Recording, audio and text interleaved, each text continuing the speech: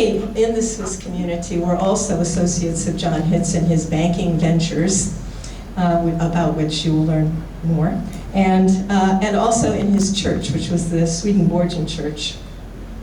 The original Swedenborg Church was on Capitol Hill, and this is the Church of the Holy City National, the new Swedenborgian Church in downtown Washington. It was dedicated in 1896. He was part of the building and establishing of this church on 16th Street, and he taught Sunday school there.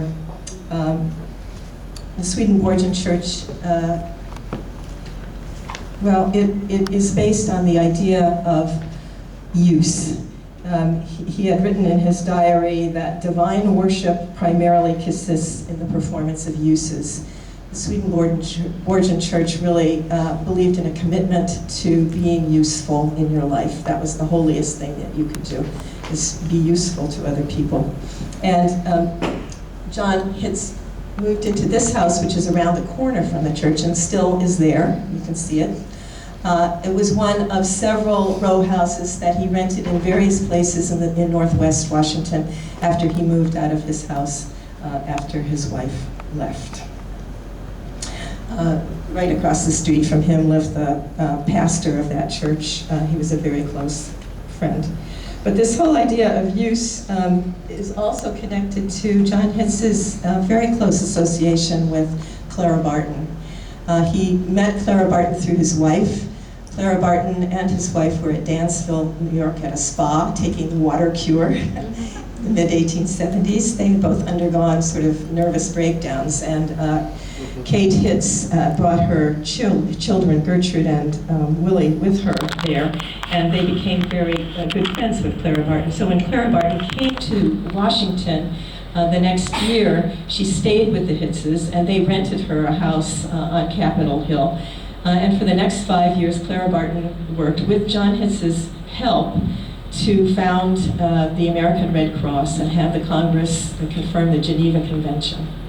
And really, you could do a whole presentation on John Hitz, Clara Barton, and the American Red Cross, but we won't go there today. But know that he helped her in conceptualizing the American Red Cross, and he helped by going actually to disaster areas. For example, in 1884, there were severe floods on the Mississippi River, and he went to Missouri and then down to New Orleans and spent about 3 months coordinating supplies and logistics and that kind of thing. So he was very actively committed to that kind of use. He also he was very interested in education and advocated manual training programs in the public schools in DC, and also for minorities and poor children who were in public institutions in DC.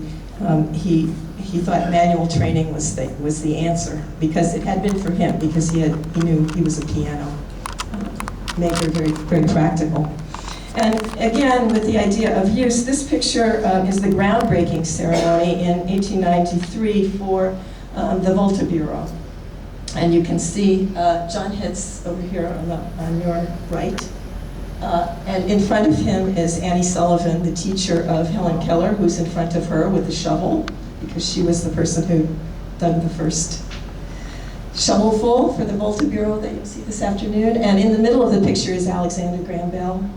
And on the other side with the white beard is Alexander Graham Bell's father, Alexander Melville Bell, who was a very important teacher of the deaf, and devised a system called visible speech, which is a way that deaf children can learn to write and speak. Alexander Graham Bell, this is a whole other chapter. Alexander Graham Bell and John Hitz were very closely associated, and they met through John Hitz's daughter, Gertrude. And for years, John Hitz assisted Alexander Graham Bell. His first project was on Martha's Vineyard, doing sort of data entry on the deaf families on Martha's Vineyard, because Alexander Graham Bell was really interested in the genetic properties of deafness. And I would say that John Hitz's association with Annie Sullivan and Helen Keller was also very close. especially after the death of his daughter. And this is the Volta Bureau today. You'll see it this afternoon. This is John Hitz and Gertrude, when Gertrude was little, and she was photographed surprisingly often, but she was an only child basically for 11 years. So this is her very young. This is her maybe a little older.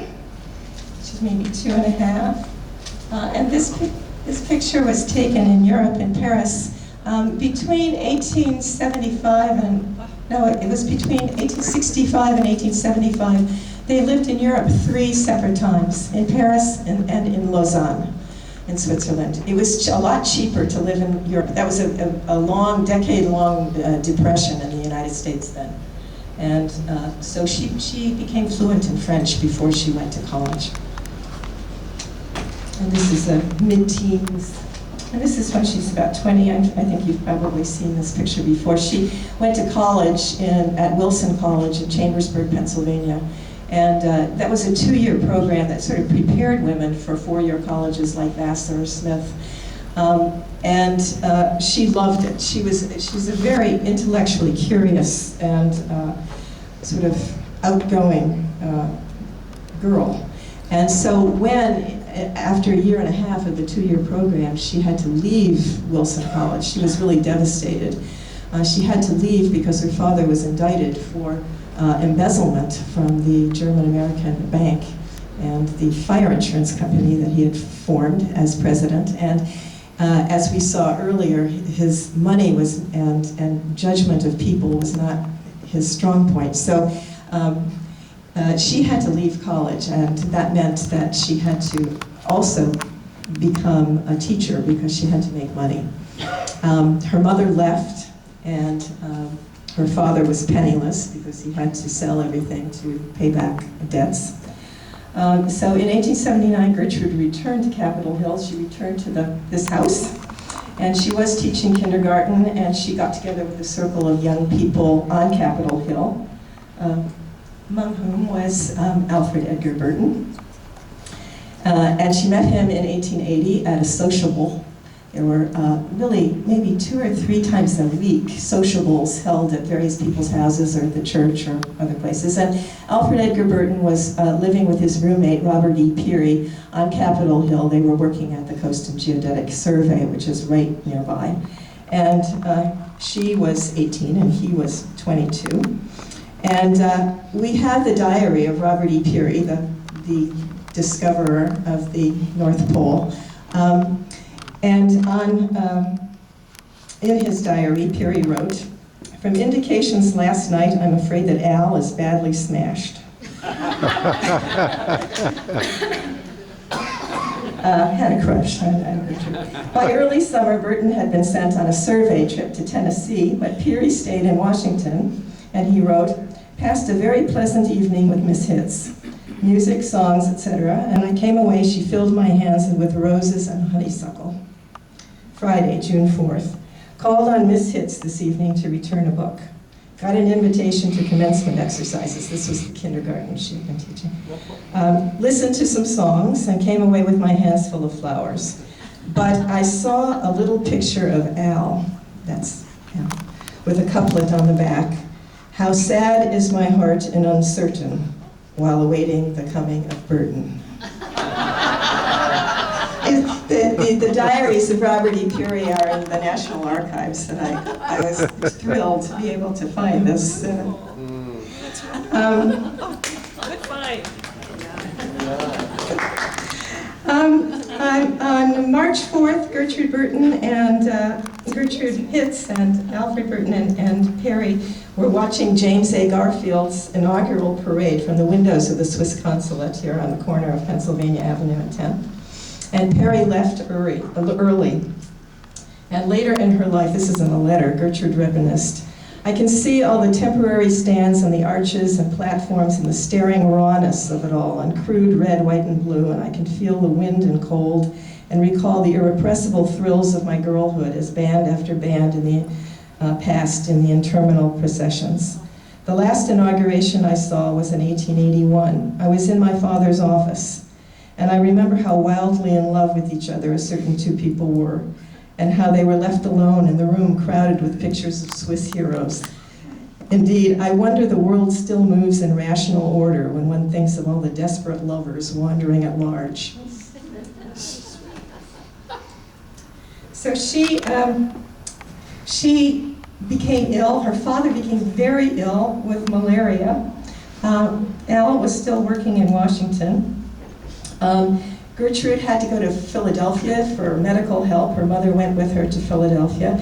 And when her father got very sick with malaria, she rushed back to Washington, and she wrote to a friend, "Bert stays right in the house and is great help and comfort." So Alfred E. Burton actually moved into that house that you saw to stay with John Hitz. She writes, "I feel very well and do not overwork, and above all, my dear child, believe that my heart is genuinely cheerful. In all these great troubles, a new strength comes to me, and I'm refreshed, and so sure that whatever happens, I'm able to trust and be thankful." And she decided finally she couldn't be a burden to her father, and she went to Boston. I don't know how she did this. She found a way to go to Boston and go to school to be trained in the Froebel method of kindergarten teaching. And she stayed there for about a year and a half, and then she heard that Alexander Graham Bell was looking for a teacher for his first school for the deaf.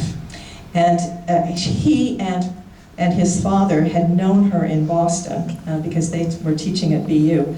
And so she left Boston to come back to Washington to teach at the first school for the deaf, and you'll hear about that this afternoon, so I won't say anything more about that.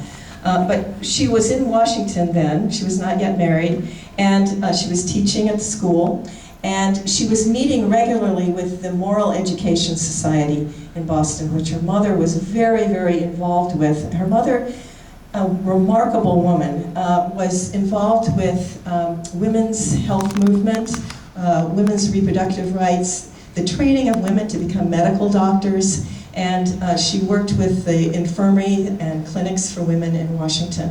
And Gertrude became involved with this group too. And before she actually left to get married, she wrote this little pamphlet, of which I have a copy, should you possibly be curious as to what's in it. And it was published in 1884, and it advocates particular methods of birth control and sex education for children and men. And so she was very, very much involved in these things, but she left at the end of that school year in June to go to Boston and to marry Alfred Edgar Burton. And this is their marriage announcement. They also were married without fanfare, just the two of them and the minister at the Unitarian Church in Boston. And this wedding announcement really typifies Gertrude for me. It could not be simpler. And she was really a person who wanted everything simple, without fluff, without the sort of Victorian heaviness at all. She favored white, pure white, and she got married. But she got married, and the next day after she got married, she went to New York City with Alfred to a convention of the National Education Society, where she delivered a paper on line writing in kindergarten, and Alexander Graham Bell and her father were there too. So the idea of a honeymoon was like not, she was a woman who really had sort of professional goals, and I really think she was an unusual person for her time. More to come. I have two Hitzes, so I get twice the time. So she went back to Boston with Alfred Edgar. They established a life. He was a professor at MIT, and they had a child, their first child, Arnold, Felix Arnold Burton. And he was born in 1885, but by mid-April 1886, her father was undergoing the sort of climax of an 8-year period of indictments, trials, cases, both criminal and civil, and he had been convicted. And the sentence was not only some time in jail in Washington, but eventually a 5-year sentence in the penitentiary in New York State. And he was a wreck, and he didn't have any support. No wife, he was living alone in these various rented rooms. So Gertrude left Boston, and she left her child with her husband, and she came to Washington. And she was there when in December, she was there from mid-April to December, and in December there was a reversal. It was a procedural reversal, throwing out the indictments, and so John Hitz and C.E. Prentice, who was the treasurer of the bank, were freed. And at that time, I don't know if you, can you read that?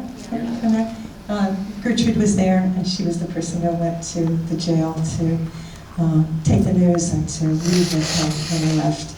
And she stayed on in Washington. She stayed on in Washington, and her baby visited her a couple times, her husband visited her a couple times, but basically she was here for her father for about a year.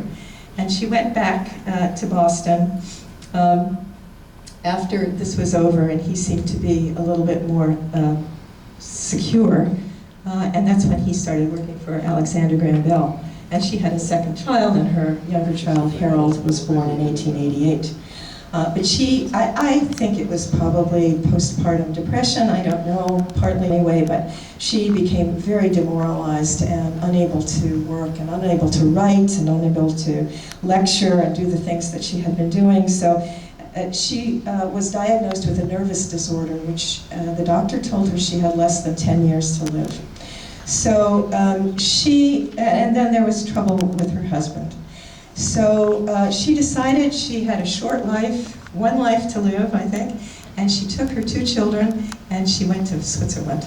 And she ended up first in Lausanne, where she opened a kindergarten. And then her friend Mary Costello, who was living in London and who had 2 children and who was also having ideas about self-fulfillment and not being very happy with her husband, her friend Mary went to Florence, Italy, and so did Gertrude. Gertrude took the 2 boys and settled in Florence. And at that point, early in that stay, Gertrude had another breakdown and was in a nunnery. And she was, at that point, diagnosed with tuberculosis. So there she was in Florence with tuberculosis and 2 children and a nurse that she didn't really get along with. And so her father didn't come that time, her mother came that time, and her mother and her husband came to take her home finally when she was able to travel. And she arrived back in the United States and soon thereafter went to Saranac, New York, to Dr. Trudeau's sanitarium. And, or is it sanatorium? Why can't I get this straight? Sanatorium, area. The place not for crazy people, but for health. And at that time, there was no actual building for, the people rented rooms in houses, and this was the first house that Gertrude rented a room in, being cared for by Dr. Trudeau, who was actually the grandfather of Gary Trudeau. It was called the St. Bernard, appropriately enough. That's the name of the house. And she stayed there. She moved in the spring to Lake Placid, which is very close by. Dr. Trudeau told her that he had done everything he could for her, that she really needed a change of scene, and he suggested California. But she decided she would rather go to Switzerland. And once she had made that decision, during that summer she invited all the members of her family and friends that she could to come to Saranac to visit her, because she kind of figured that once she got to Switzerland she was not going to be able to see them anymore. So this is a photograph that was taken in Lake Placid that summer of 1893, and it's a photograph of Gertrude, who had gained a lot of weight because the cure for tuberculosis was to eat a lot and sit still on your balcony. Beside her is Senda Berenson, the sister of Bernard Berenson, if you are familiar with the art connoisseur Bernard Berenson. Behind her, Bliss Carman, her poet, correspondent, and soulmate. And beside him, Jessie Kappeler, the daughter of a Washington friend, also of the Swiss community. And so when she left there in the fall, she traveled with her father and the nurse for Harold, Miss Spofford, to Switzerland, first to Wiesenberg, Bad, and then she decided that that wasn't the place for her, and then she went to Lausanne. And her older son, Arnold, was sent to a boarding school in Massachusetts, but Harold was with her throughout her stay in Switzerland and became fluent in French. And this is a picture of the Grand Hotel, which had just opened and was euphemistically called the Grand Hotel, but which was, and it was pretty grand, but it was not called a hospital. Her room was on the uppermost floor at the far end, and her view of the mountains was fantastic. I know many of you have been to Lausanne, and this is the Grand Hotel today. Still there, used as an international summer school in the summer. And this is Gertrude's grave. Right before she died, in the January of 1896, her husband and her other son Arnold had arrived, and then her husband went back to teach at MIT, and both her sons were left in Lausanne living with friends, while Gertrude spent the last fall and winter of her life at the Grand Hotel.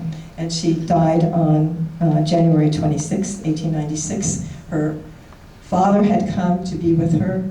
He was financed by Alexander Graham Bell to come to travel to Switzerland. And her friend Mary Costello was also there with her, and her nurse, Miss Spofford. The Winged Victory of Samothrace was found and displayed only in 1884, so it was kind of a new thing, and it was very inspirational to Gertrude. To her, it embodied sort of the free, healthy, graceful, feminine ideal moving forward. She was very much a progressive.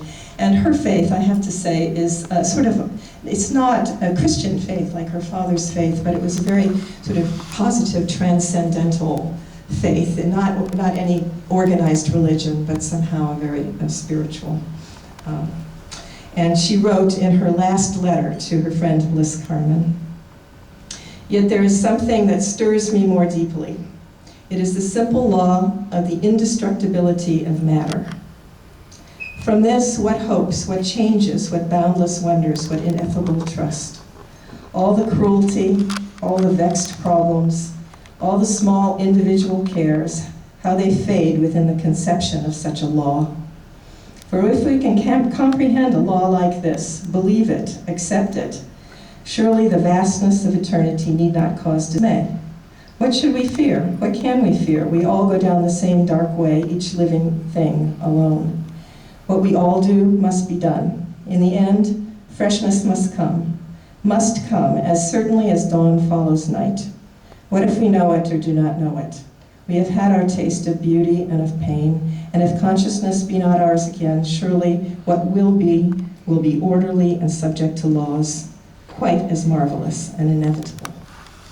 So she's a fabulous writer, to me. I really enjoy it. And so this second law of thermodynamics becomes sort of her faith in a way. John Hitz was 68 when Gertrude died. It was a great blow to him when she died, and he became very much closer with Helen Keller and Annie Sullivan. Helen Keller wrote for his funeral in John Hitz, As I Knew Him, "To the last he retained a vitality that made him young with the young. He said I never seemed deaf or blind to him, and I could not think of him as old. His spirit was so gracious and happy, it radiated grace and happiness to others. He had more than his share of sorrow and disillusionment, yet his faith in human goodness never wavered. To him, all was wonderful but simple. All was a dream, yet all was fact. Winter was on his head, but eternal spring was in his soul." So this is a sort of iconic John Hitz, the sort of picturesque Swiss John Hitz with a firm grip and a kindly eye.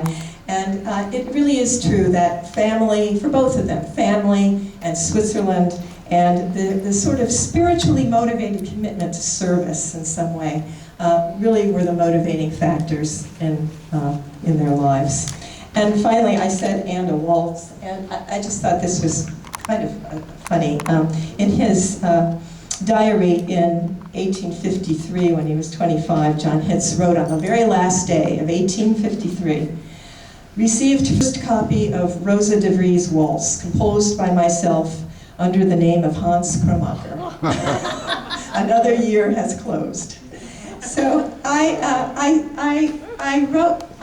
went online. This is online, that they have it in the Library of Congress collection online. I printed it out. I nabbed a music student at the Bowdoin Summer Music Festival and got a sort of very bad recording of it, which I will be glad to play later. But I just thought you would be interested to know that our piano playing ancestor.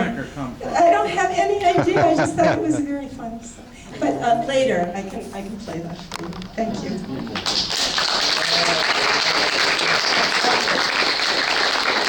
Very thorough. Let's take 10 minutes. Do you have, are you okay? Let's take